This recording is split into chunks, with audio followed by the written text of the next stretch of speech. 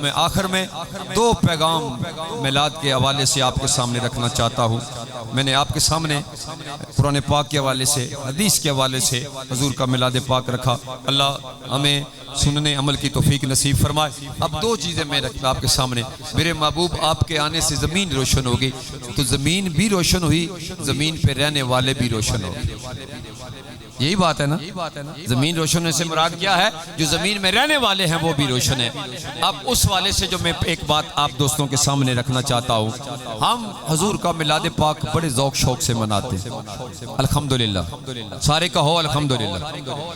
ہم حضور کی محفل میں حاضر ہوتے ہیں، الحمدللہ، لیکن جو چیز پیغام کے طور پہ میں رکھنا چاہتا ہوں، میرے پیارے آقا قیامت کے دن آپ کا غلام کیسے پہچانا جائے، کیا نشانی ہوگی آپ کے غلام کی؟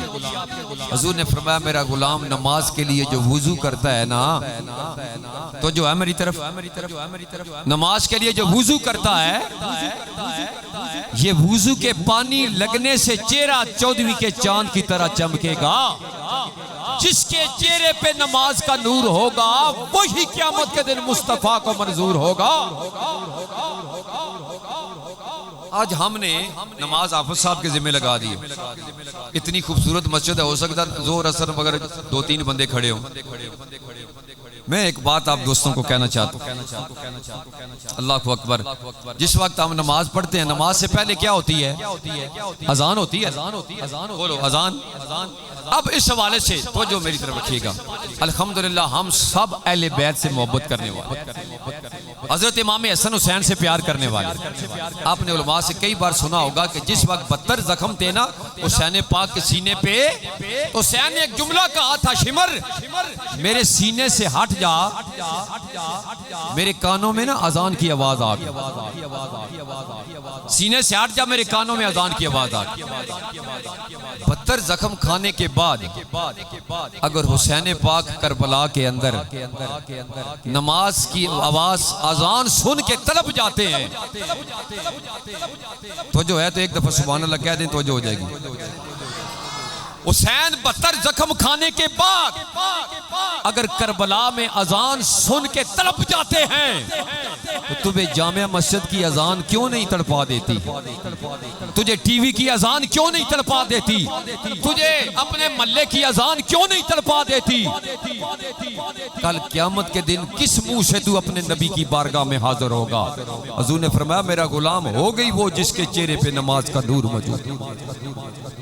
یہ نہ سمجھنا کہ میں بوڑھا ہو گیا ہوں، اب پڑھوں گا تو کیا ہوگا، پڑھنا شروع کر دے، ابھی پڑھنا شروع کر دے۔ حضور فرماتے ہیں اللہ میری امت کے بند غلاموں کے لیے اس وقت تک توبہ کا دروازہ کھول کے رکھتا ہے جب تک اس کی روح اس کے جسم سے پرواز نہ کر۔ میرے دوست، دوسرا جو میں پیغام رکھنا چاہتا ہوں، میں اس علاقے سے ہوں، اچھی طریقے سے جانتا ہوں، اگر اللہ نے کسی کو کوئی عزت مقام دیا ہے نا، اس سے حسد نہ کر، اس سے بغض نہ رکھ۔ میں ممبر رسول پہ بیٹھ کے کہہ سکتا ہوں کوئی کسی کے رزق کا ایک لقمہ بھی چھین نہیں سکتا، کوئی کسی کی عزت کا ایک قدم بھی اس کو روک نہیں سکتا۔ جس کو عزت ملی ہے، جس کو رزق ملا ہے، یہ میرے رب نے عطا کیا ہے، اور رب اس کو عطا کرتا ہے جو دوسروں کے لیے ہاتھ اٹھایا کرتا ہے۔ میرے دوست، اب میں آخر میں ایک حدیث پیش کرنا چاہتا ہوں۔ ہم میں سے ہر یہ بندہ یہ چاہتا ہے کہ میں جنت میں جاؤں، جنت میں جاؤں۔ آج میں ایک ایسی حدیث آپ کے لیے لے کے آیا ہوں، اس پہ اگر آپ عمل کریں گے یا میں عمل کروں گا، الحمدللہ میں اس پہ عمل کرتا ہوں، میں اس پہ عمل کرتا ہوں، آپ کو بھی میں دعوت دیتا ہوں۔ یہ حدیث وہ ہے جس پہ میرے نبی نے 3 دفعہ جنتی ہونے کی سند دی ہے، 3 دفعہ جنتی ہونے کی سند دی ہے۔ تو جو میری طرف رکھنا، حضور فرما رہے ہیں ایک بابا جی آنے والے ہیں، ایک محفل میں ایسے شخص آنے والے ہیں جو جنتی ہیں۔